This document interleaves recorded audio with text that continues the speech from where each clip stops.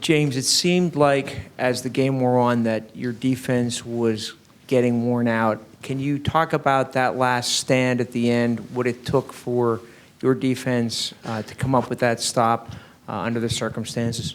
Yeah, I think, our ability to rotate guys in all year long, I think paid dividends for us tonight in those areas. That stop was huge. I thought they had a good plan. And they're talented. There's no doubt about it. But yeah, I think, that stop at the end was obviously critical, and guys made plays when they needed to. So, I just proud of our coaches. We made some adjustments. They made some adjustments. It was a chess match all night long. But at the end of the day, our guys were able to step up and make critical plays at critical moments. And that end of the game there, obviously, on the goal line was a huge part of it.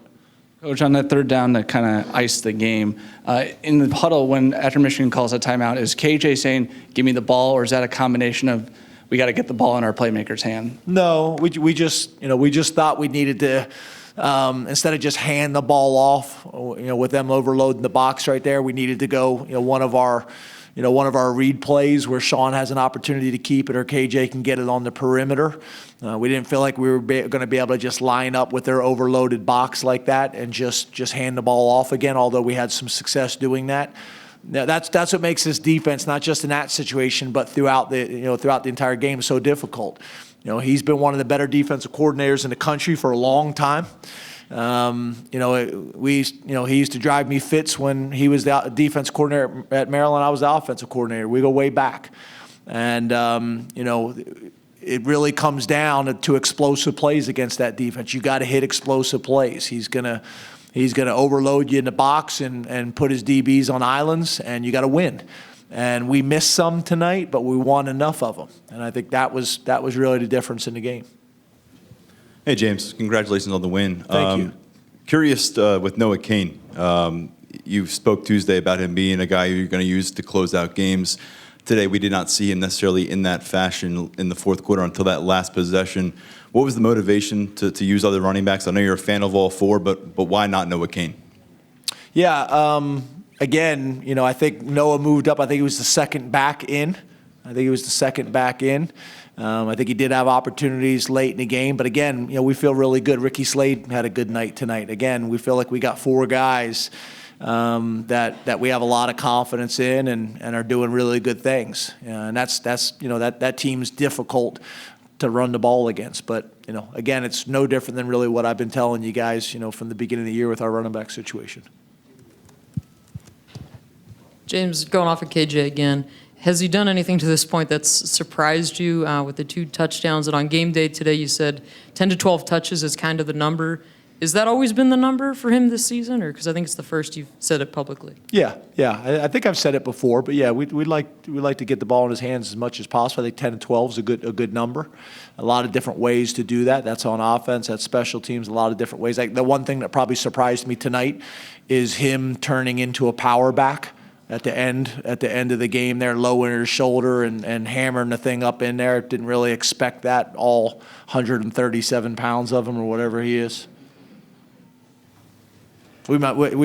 Speaking of using guys, we may make him our 4-minute back now to that point. Coach, can you give us an idea what your conversation was like with Ricky? You said you made some adjustments as the games went on. You went up 21-0. Did you guys change anything philosophy-wise, offensively, keep the foot on the gas? What did you discuss specifically tonight with Coach Ronnie as far as offense? No, we missed some shots, and I think sometimes what happens is you guys don't see the shots because they're called and we get pressured. We get sacked or pressured and things like that. And that's the style of defense they are. They're going to overload you. They're going to blitz. You got to get the ball out of your hand, and you got to get the ball down the field. And we did that. We missed some tonight, and others we got pressured and weren't able to really, hold the ball long enough to get it out. So again, when it mattered most, we were able to do that. But we also missed a few too. Anything else for Coach?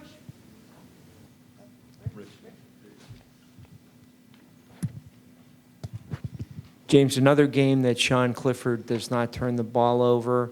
How important was that on a night like tonight, and how well do you think he played?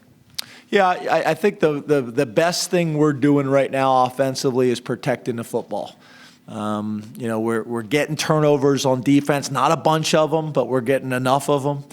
And we're protecting the football on offense, which I think is one of the most important things you can do is win the turnover battle. Obviously, the other one is the explosive play battle. We were able to win both of them tonight.